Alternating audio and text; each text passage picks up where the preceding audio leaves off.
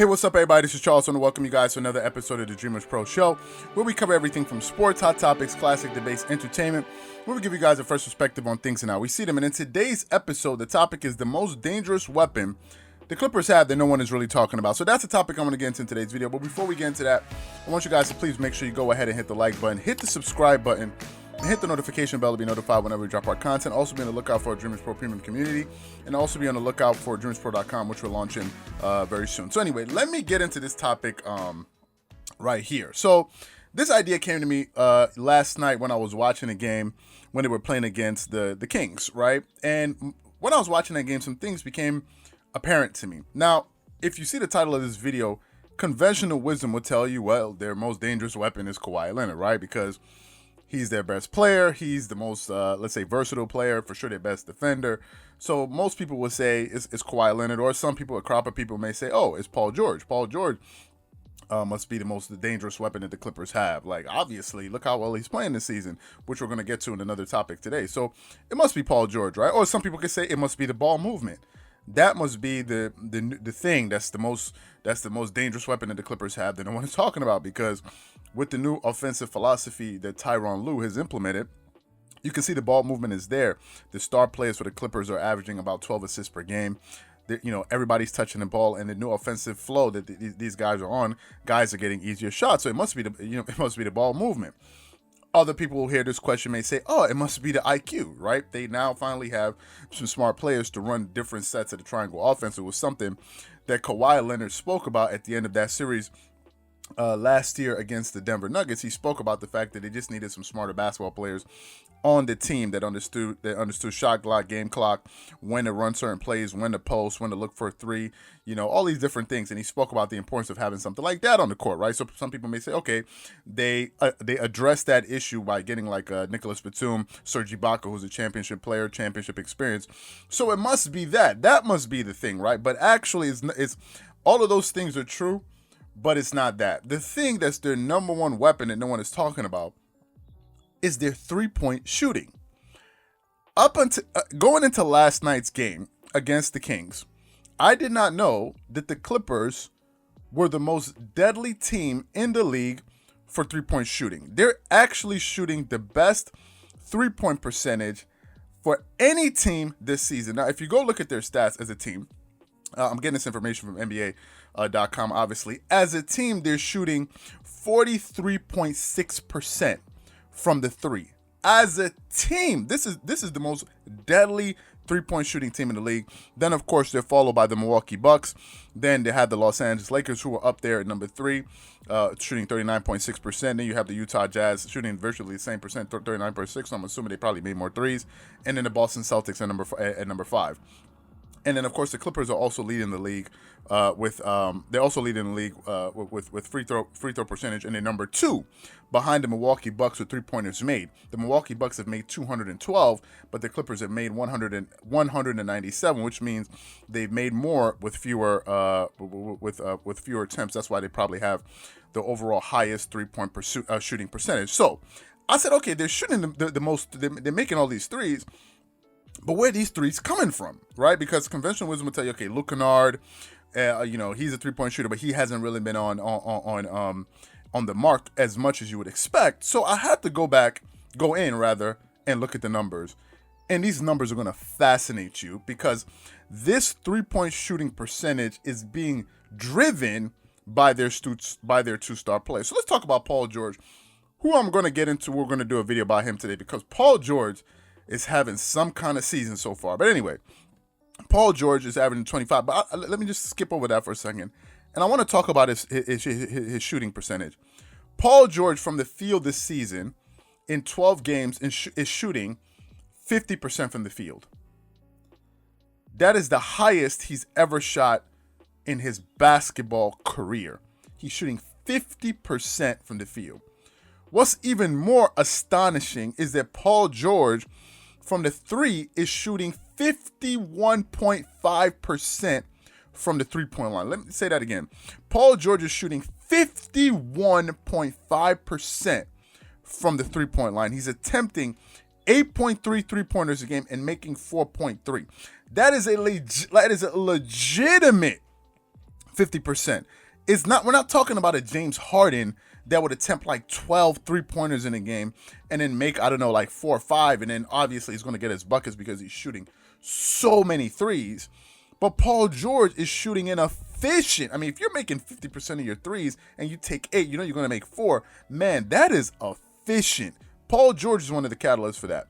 If we go look at their other star, Kawhi Leonard is also shooting close to like 42%. Kawhi Leonard is shooting about 43% from the three-point line this season.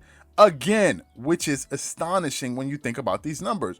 These guys, these two stars, are leading the charge when it comes to shooting. Like, it's just that simple. Going into this season, I think if we had to pick any stat that the Clippers would have had as a number one, most people would have thought about defense or something like defensive efficiency, but it's not that. The Clippers are not the most.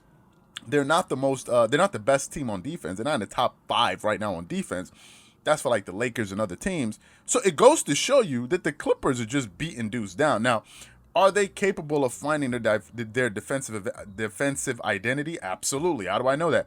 Last night, the Kings have scored, I think they scored about 62 points or so in 2 quarters. In the third quarter, they held them to 16. By the end of the game, they finished with 100 points. So they were able to put the clamps down on that team. They kept them like around 40-something points or under 40 points in the second half. So they were able to just, demoralize that team. But these guys are playing out of their mind. And the Clippers are shooting, going into that game, they shot over 50%. After that game, they shot over 50% from the three. If I go back and look at just the team stats, in that game, they shot 48% from the field, which means the Kings couldn't stop them, obviously. But they shot 51.4% from the three again, right? It was insane. And they made 18 out of 35 threes.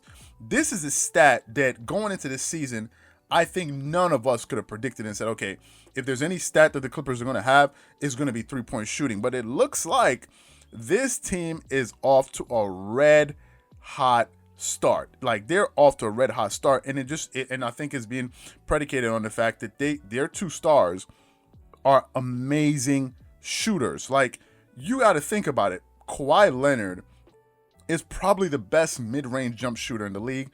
The only other player I can think of would probably be him and Kevin Durant. Those are the only two people. But Kevin Durant has a physical advantage over Kawhi Leonard because Kevin Durant is about 4 inches taller. I think Kevin Durant is about 6'10", and Kawhi Leonard is about 6'7", or Kevin Durant is like 6'10", 6'11".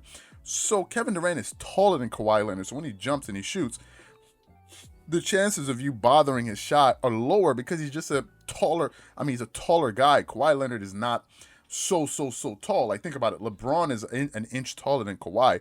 Paul George is an inch taller than Kawhi. Kawhi's 6. I mean, he's a big dude. I mean, these are tall people, but you understand what I'm saying. But most people would say Kawhi and Kevin Durant are the best mid-range shooters in basketball. I don't know who would be the other one that you would put ahead of him. Like, I mean, if you're talking about just great footwork and all of that stuff. So these are the two guys. So you have stars that can flat out shoot the hell out of the ball. This is in the mid-range because Paul George is also lethal in the mid-range, shooting 50% from the field. But then these guys step behind the three-point line, and both of them are shooting above 40%, and Paul George is shooting 50% from the three.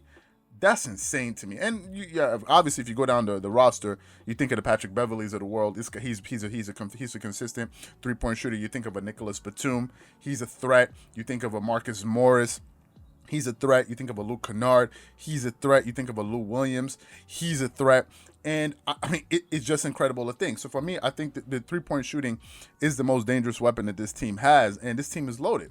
People don't understand just how good of a team this is.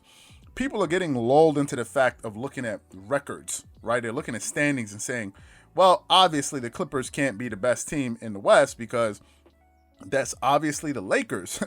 Guys, the Clippers have the number 2 record in the Western Conference. They have one more loss than the Lakers, but the Clippers have played 8 playoff teams to the Lakers 2. The competition that the Clippers have been playing is much steeper. That's the difference, right? That is the difference. And don't forget, if you're going to say the Lakers are better than the Clippers by a mile, I'm not really sure what you would be basing that on. You can't base it on the fact of the Clippers playing the Lakers because the Clippers already beat the Lakers. So if you're going to say the Lakers are definitively better than the Clippers, what exactly are you basing that on? Because it's not play on the court. The Lakers have a better overall record, but the Lakers have not beaten the Clippers this season. And if they were to play again, I would pick the Clippers to beat the Lakers. Starting this season, I picked the Lakers to beat the Clippers for reasons I mentioned before. More momentum, chemistry, and the Clippers were trying to find themselves. They were like, implementing some new pieces, a new coach, new offensive system. So I thought it was a little bit different, and I thought the Lakers would come away with that win. Clippers grabbed that first win, right? So people are getting caught up on the records. Like as if who has the number one seed means you're going to win the championship. It's not the case. The Milwaukee Bucks had the number one seed last season. They didn't win the championship. There's some years when the Lakers didn't have the number one seed and they won the championship. The Spurs won the championship on the road a few times. So it's not about who has the number one record. That means that team is the best team. That's just a vanity stat. Like, yes, it means something, but you got to look at the competition that these two teams have been playing. The Clippers have been playing some serious teams, right? They played some serious teams. They've lost to some, but they played some very, very serious teams. So for me right now, I think the Clippers are the best team in the West, given the competition that they've been playing, given the fact that they're trying so many different things on offense. And with all of that being said, they still have the number 2 seed. Like, just think about that. And they have one less loss than the Lakers. And some people saying the Lakers are head and shoulders above. All right. One less loss and it's head and shoulders? One less. It's not like as if there's a 10 loss differential in the loss column that you can say, okay, the Lakers are definitively better. Or the Clippers and the Lakers have met each other 4 times in this season and the Lakers beat them 3-1. So you can say it's decisive.